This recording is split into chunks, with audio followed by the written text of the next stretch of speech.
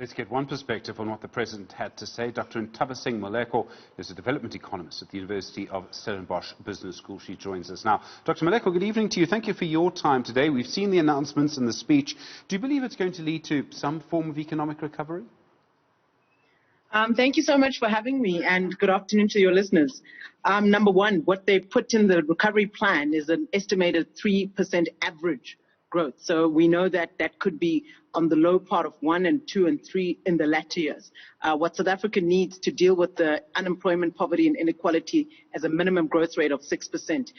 South Africa has also estimated a 7.2% growth rate needed over a 15-year trajectory if we are to see transformation across the employment gap. I don't believe that what has been put in place is going to aid us, primarily because the structural reforms that are being targeted and also suggested are actually not systemic manufacturing value add and structural reform that talks to the contribution of primary and secondary sectors in the main coming in a much more aggressive instance. So I think that the President has tried to propel and say that industry will come to the fore. Little emphasis on the promises previously made, the incentives previously implemented, and all the billions that DTI and the economic cluster are currently making use of now. I think the country wants to know how different is this plan from all the other plans. And it's like the same type of announcements. It would really put a lot of confidence in the public if we were to be told, since last time I made a presentation to you, this is what we have done. This is how far we have reached. We're constantly hearing of 100 billion in terms of infrastructure for the last decade.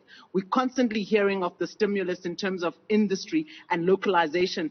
Proudly, South Africa has been in the main for the last decade, but we are not seeing the results. And I don't see any specific difference in this plan to what previously was in place. So I think that there's not a concise, targeted massification of scale that we need in the country. And I think that that's what we had hoped for in this economic recovery plan.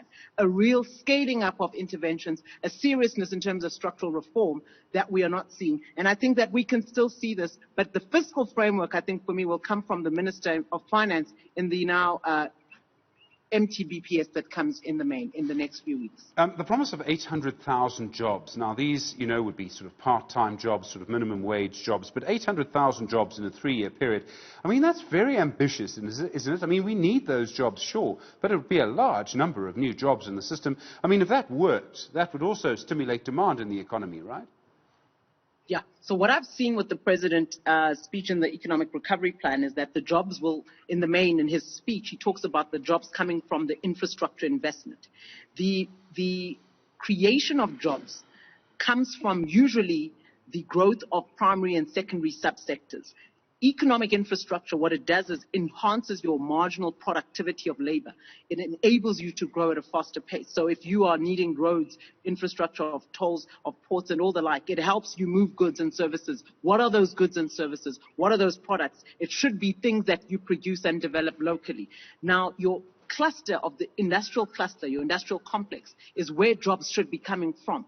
We're not seeing that in the main. It's public employment, which is necessary, but we want to bolster revenue drive. We want to improve our debt to GDP. We want to improve the economic outcomes in terms of the rate of growth. South Africa has to look at manufacturing value add aggressively. And I think that the proposal that has come isn't telling us we have lost in one quarter, Stephen, 2.2 million people are unemployed in one quarter. We're talking about 800,000 in 3 years. Previously, Treasury was talking about 1 million over 10 years with a 2.3% growth rate that is estimated.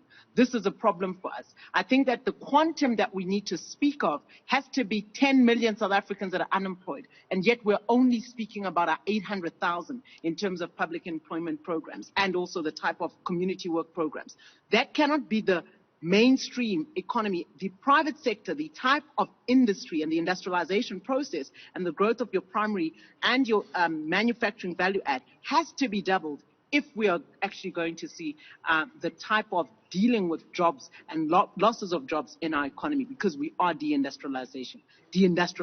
So how are we actually going to cause that to be minimized? And I think that hasn't sufficiently been answered in today's recovery plan. And I think that we still need to look at that in detail so that we can see different outcomes and yield different outcomes in the economic recovery plan. Dr. Nthabiseng Moleko, thank you very much indeed, development economist at the University of Stellenbosch Business School.